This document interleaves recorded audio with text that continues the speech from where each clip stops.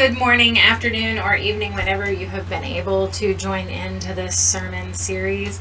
My name is Kelly and my channel is Church Without a Roof. This is not an ASMR video, so if you are looking for one of my ASMR videos, please click the link above and you'll be directed to a playlist of my ASMR videos. This is, however, part of a sermon series, what we were created for.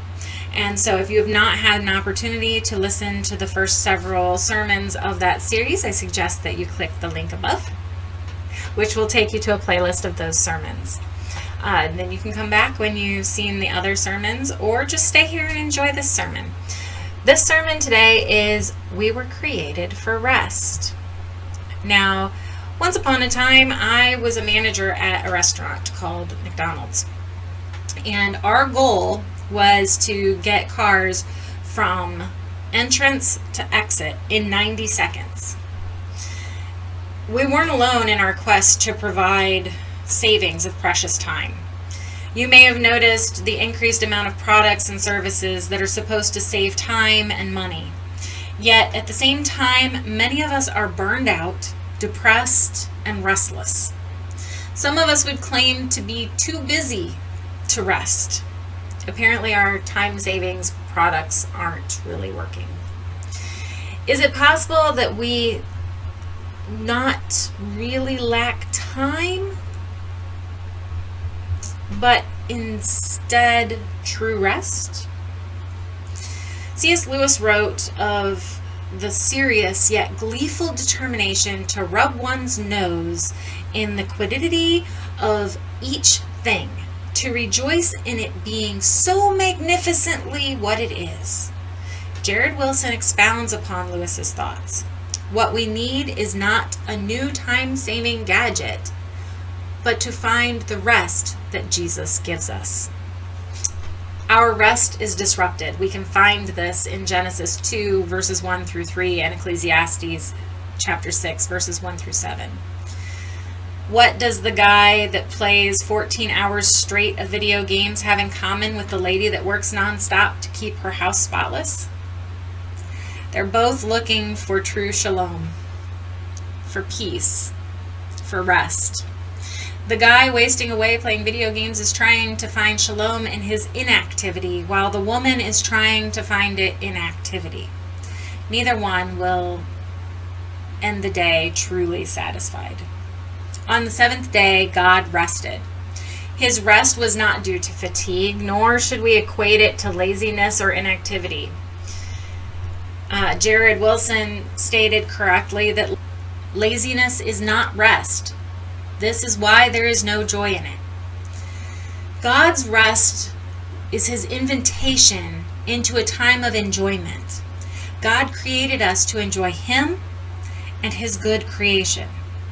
Our sin caused us to distort this rest.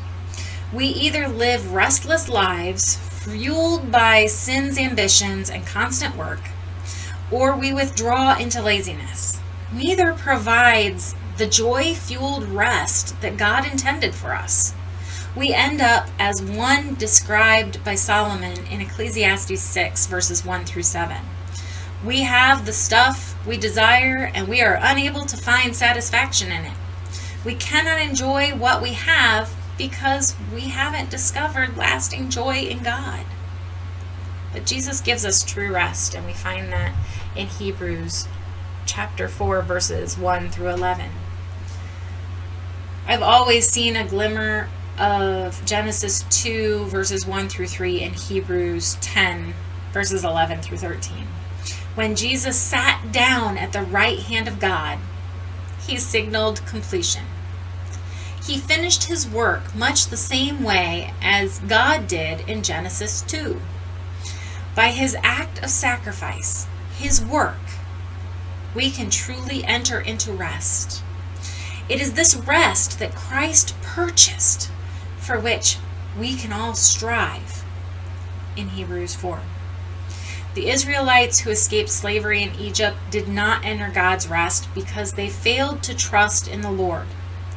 Their disobedience kept them from the Sabbath envisioned in Genesis 2. It is only by faith in God's work that we truly find rest.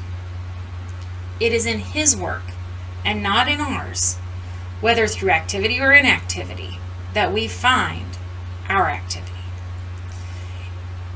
It is as Alan Faulding has said, we err when we try to establish our identity through our work, rather than realizing our identity is shaped and strengthened in the place of Sabbath rest and expressed in our work. True rest only comes through Jesus. Finding true rest in Jesus frees us to enjoy in the here and now. Some need to respond by pursuing delight in God and the things that He has created. Others need to repent of trying to find rest and satisfaction in possessions and run to Jesus for that ultimate satisfaction. Paul Tripp writes of a real rest when he says, "That is the real rest you and I